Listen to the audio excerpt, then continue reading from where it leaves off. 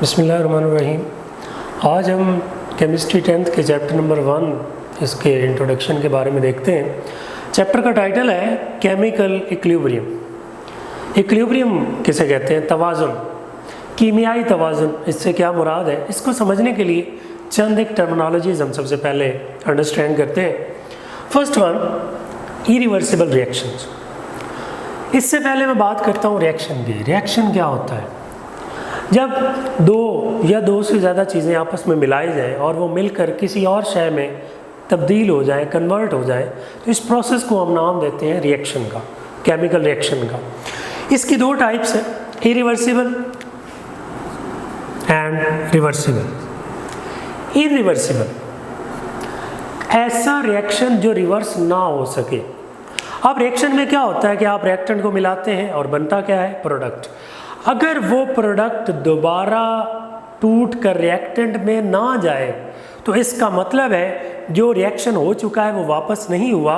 ऐसा रिएक्शन क्या कहलाता है? Irreversible. In which products do not recombine to form reactants, जिसमें प्रोडक्ट आपस में मिलकर दोबारा रिएक्टेंट में कन्वर्ट ना हो, ऐसा रिएक्शन क्या कहलाता है? इरिवर्सिबल। और ऐसा रिएक्शन समझा जाता है सपोज टू कंप्लीट, कि वो मुकम्मल हो गया है। जब रिएक्टेंट मिलकर प्रोडक्ट में तब्दील हो जाए, रिएक्शन रुक जाता है और हम समझते हैं कि रिएक्शन कंप्लीट हो चुका है, और इसको रिप्रेजेंट किया जाता है बाय सिंगल एरो। और ये एरो किसके दरमियान होता है? Between reactants and product. इसकी डायरेक्शन आप देख रहे हैं, इसकी लेफ्ट साइड पर रिएक्टेंट होंगे और राइट साइड पर प्रोडक्ट होगी, और सिंगल एरो के जरिए इसको रिप्रेजेंट किया जाता है। These are the features of irreversible reactions. Further चल के हम एक टेबल भी डिस्कस करेंगे जिसके अंदर बाकायदा इरिवर्सिबल और रिवर्सिबल का डिफरेंस दिया गया है। नेक्स्ट है रिवर्सिबल रिएक्शंस। रिवर्सिबल जो रिवर्स हो सकें, मतलब जब रिएक्टेंट प्रोडक्ट में जाए तो वो प्रोडक्ट दोबारा वापस रिएक्टेंट में आ जाए, तो ऐसा रिएक्शन क्या कहलाता है? Reversible reactions. The reaction in which products can recombine to form reactants, मतलब रिएक्टेंट प्रोडक्ट में गए, प्रोडक्ट दोबारा मिली और वापस किस में कन्वर्ट हो गई? रिएक्टेंट में। ऐसा रिएक्शन क्या कहलाता है? Reversible. They never go to completion, और ये कभी भी मुकम्मल नहीं होता। क्यों? क्योंकि जब रिएक्टेंट प्रोडक्ट में जा रहे हैं, प्रोडक्ट दोबारा किस में आ रहे हैं? रिएक्टेंट में, तो ये सिलसिला चलता रहेगा और हम कहेंगे रिएक्शन कंप्लीट नहीं हुआ।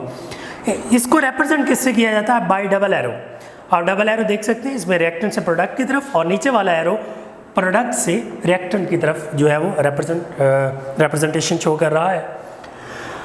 These are the features of reversible reaction. मैंने यहाँ पर चंद एक एग्जाम्पल लिखी हैं। ये एग्जाम्पल जो है इन्हीं रिवर्सिबल इरिवर्सिबल रिएक्शंस के साथ रिलेटेड है, लेकिन इसमें हम अगर इन ऊपर वाले दो रिएक्शंस को देखें, सबसे पहला रिएक्शन जिसमें हाइड्रोजन गैस आयोडीन के साथ मिलकर क्या बना रही है? Hydrogen iodide.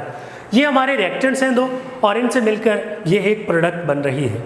इस रिएक्शन को हम कहते हैं फॉरवर्ड रिएक्शन, मतलब जो रिएक्शन रिएक्टेंट से प्रोडक्ट की तरफ चल रहा है, और अगर प्रोडक्ट दोबारा रिएक्टेंट में आना शुरू हो जाए तो उस एक डायरेक्शन को हम कहेंगे रिवर्स रिएक्शन। मतलब ये दूसरा जो रिएक्शन है ये रिवर्स रिएक्शन है। कैसे? कि इसमें हमारी ये जो प्रोडक्ट थी ये टूट कर किस में तब्दील हो रही है? हाइड्रोजन और आयोडीन में, मतलब रिएक्टेंट्स में।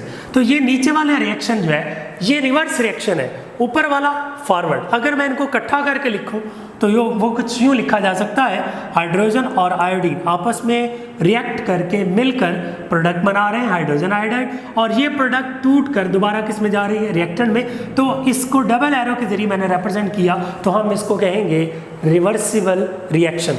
और केमिकल इक्विलिब्रियम जो होता है वो रिवर्सिबल रिएक्शन के अंदर जो है वो हम ऑब्जर्व करते हैं। तो यहाँ पर केमिकल इक्विलिब्रियम की डेफिनेशन देखते हैं, जो कि इसी रिएक्शन के ज़रिए आप समझेंगे तो आपको बड़ी आसानी से इसकी समझ आ जाएगी। When the rate of forward reaction becomes equal to rate of reverse reaction, ऐसी स्टेज जब फॉरवर्ड रिएक्शन और रिवर्स रिएक्शन, ये जो ऊपर वाला एरो है ये फॉरवर्ड रिएक्शन है, ये नीचे वाला एरो रिवर्स रिएक्शन, और कलेक्टिवली रिवर्सिबल रिएक्शन।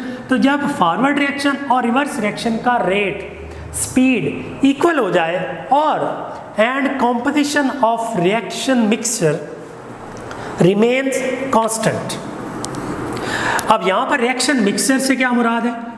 रिएक्टेंट और प्रोडक्ट। जब रिएक्टेंट और प्रोडक्ट की कॉन्सेंट्रेशन मिकदार कांस्टेंट हो जाए। कांस्टेंट का मतलब इक्वल नहीं है, कांस्टेंट का मतलब है मुस्तकिल, कि टाइम गुजरने के बावजूद रिएक्टेंट में कमी ना हो और प्रोडक्ट में इजाफा ना हो। मतलब दोनों की जो कंसंट्रेशन है वो जिस मिकदार, मतलब कंसंट्रेशन जितनी रिएक्टेंट की बच गई, जितनी प्रोडक्ट की बनी, उसमें कोई तब्दीली ना आए टाइम गुजरने के साथ। मतलब रेट ऑफ फॉरवर्ड रिएक्शन और rate of reverse reaction equal हो जाएं, रिएक्शन मिक्सर कांस्टेंट हो जाए, इस स्टेज को हम कहते हैं chemical equilibrium. That's all about the basic idea about the chemical equilibrium. इसकी टाइप्स हैं फर्दर, वो इंशाल्लाह हम नेक्स्ट लेक्चर में डिस्कस करेंगे। Thank you.